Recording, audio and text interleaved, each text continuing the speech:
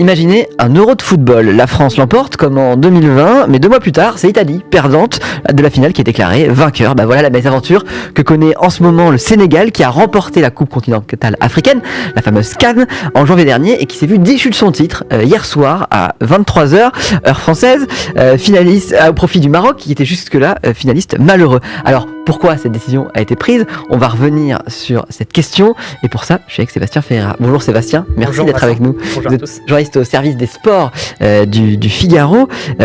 Déjà, quand l'information est tombée à 23h, tout le monde était assez abasourdi par ce qui s'est passé. Oui, c'est une onde de choc. Personne ne s'attendait à une décision pareille. On était dans une soirée de Ligue des Champions avec le PSG. Personne ne pensait qu'on allait revenir d'un seul coup sur cette finale. Tout le monde avait oublié d'ailleurs qu'il y avait un appel de la fédération marocaine. C'était absolument pas un sujet quand c'est tombé. On peut rappeler quand même ce qui s'est passé pour cette finale, pour rappeler quand même le contexte d'un match qui était très tendu.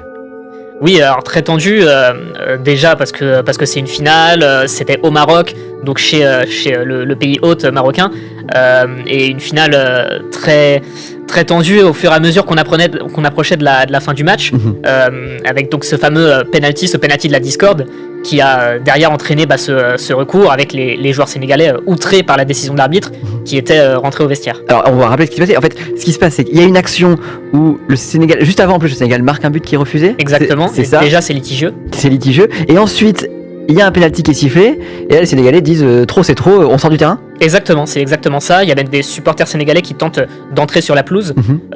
Donc là, la tension est vraiment palpable dans le stade. Enfin, il y a des images de violence. Là, on les voit à l'écran avec les supporters qui sont assez terribles. Et pendant près de 12 minutes, les joueurs sénégalais resteront au vestiaire et ça sera le chaos absolu sur terrain. Finalement, ils vont revenir et l'arbitre va décider oui, on peut reprendre le match comme si de rien n'était. Et on fait retirer le penalty. Et on fait tirer le penalty d'ailleurs. C'est il ça. attendait d'être tiré. On joue à ce moment-là, la toute fin du match, on est dans le temps additionnel. Exactement, oui. On était à la 90 plus 7, je crois, quand le penalty a été sifflé. Donc quand le penalty est tiré, je crois qu'on est à 90 plus 24, enfin ça n'a plus aucun sens là, on est complètement perdu au niveau du temps. Et donc l'arbitre dit allez c'est bon, vous êtes prêts, on repart. On fait comme si il s'était rien passé et on reprend avec ce fameux penalty, et ce penalty raté avant la prolongation, et donc finalement la victoire du Sénégal sur le terrain. Et le Sénégal qui gagne, et après ça, finalement, qu'est-ce qui se passe? Est-ce qu'il y a des premiers recours? Est-ce que ça bouge déjà? Il y a une réserve qui est déposée par le Maroc. Voilà, dès le lendemain, la fédération marocaine annonce déposer un recours. Je crois que sa formule, c'est prendre toutes les dispositions légales pour contester en fait cette décision, enfin cette victoire du Sénégal, en s'appuyant sur le fait que le Sénégal est rentré au vestiaire et que selon le règlement, quand cela se produit, une équipe doit être disqualifiée de la compétition. Et finalement, c'est un peu la décision qui a été rendue hier soir. C'est effectivement, le Maroc avait raison. C'est un peu ça qu'on a vu. Oui, c'est exactement ça. C'est que la CAF, la commission d'appel de la CAF, donc la Confédération africaine de football, a décidé que le Sénégal ne devait pas rentrer au vestiaire. Qu'en rentrant au vestiaire, il devait être disqualifié.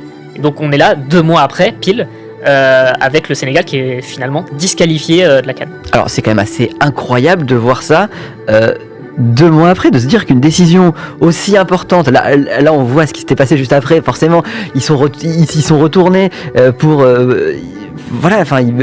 célébrer dans leur pays, et 2 mois après, il a fallu 2 mois pour faire prendre cette décision. Oui, et la CAF n'a pas expliqué la raison de ce timing, qui est effectivement incompréhensible. On se demande ce qu'ils ont fait pendant 2 mois, s'ils ont passé 2 mois à revoir les images, ça n'a franchement un peu aucun sens. Tout le monde avait complètement oublié la finale, et d'ailleurs je n'ai pas souvenir qu'un joueur marocain ou que Walid Regragui, le sélectionneur, s'était plaint par rapport à ça, ou avait demandé à disqualifier le Sénégal, à rejouer la finale ou quoi. On était passé à autre chose. Le Maroc a eu sa chance, le Maroc a eu son penalty pour la gagne, disons-le clairement.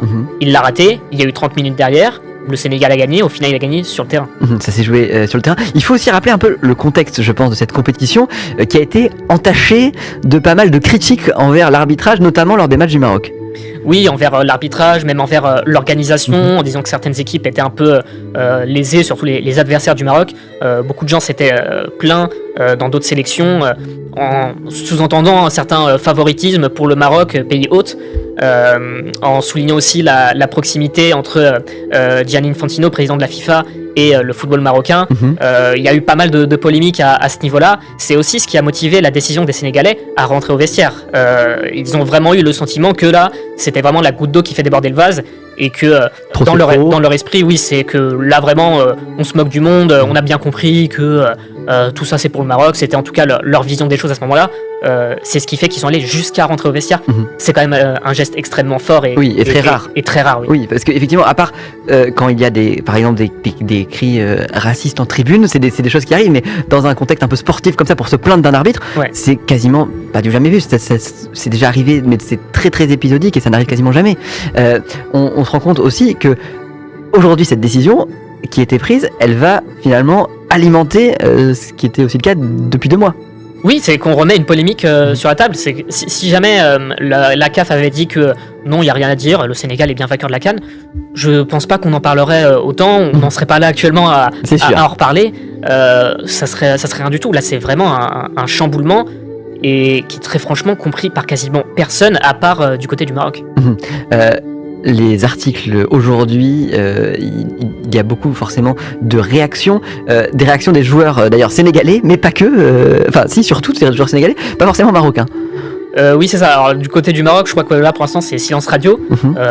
Ils n'ont pas grand chose à dire. Je suis pas sûr qu'ils vont forcément se vanter de cette victoire qu'ils n'ont pas eue finalement. En tout cas, les joueurs, c'est une victoire à la limite de la fédération plus que des joueurs. Donc pour eux, c'est pas évident à vivre. Et pour les Sénégalais, c'est juste lunaire. Ils sont rentrés au pays avec le trophée, ils ont célébré. Ça fait 2 mois qu'ils sont champions d'Afrique. Dans l'idée, ils doivent affronter l'équipe de France à la Coupe du Monde en tant que champion d'Afrique. Là, a priori, ça sera pas le cas. En tout cas, pour l'instant, là, c'est plus le cas. C'est ça. Alors, on va en parler parce que tout ça n'est pas complètement fini. Quand même, l'image donnée, on peut parler de ça, l'image donnée par cette décision. Je vais vous montrer un article qui a été publié sur le site du Figaro, la blague du siècle, corruption, honte pour l'Afrique. On est vraiment sur ce qu'on peut produire de plus désastreux pour l'image d'une compétition. Oui, c'est absolument une catastrophe. C'est déjà une compétition, la CAN, qui a souvent souffert en termes d'image pour l'organiser. On rappelle que la CAN 2025, à la base, devait être organisée par la Guinée. Finalement, ça a été retiré. Il y avait eu parfois des polémiques lors des précédentes éditions sur les stades, sur les pelouses, sur l'arbitrage aussi. Je me souviens d'un match qui concernait notamment la Tunisie, qui avait été arrêté à la 87e minute, coup de sifflet final 3 minutes avant. Enfin, il y avait eu des choses assez lunaires qui avaient fait pas mal de mal au football africain. Et là, c'est du jamais vu. Franchement, dans une compétition à ce niveau-là, je ne me rappelle pas en tout cas d'une grande compétition internationale, que ce soit en Amérique du Sud, en Europe ou quoi, qui a eu un vainqueur décidé sur tapis vert 2 mois après. J'ai une petite citation de Claude Leroy. Claude Leroy, c'est un grand sélectionneur qui a sélectionné qui a entraîné beaucoup d'équipes africaines. Il était, lors de cette finale, il a conseillé aux joueurs du Sénégal de revenir sur la pelouse, notamment à Sadio Mané, l'une des stars.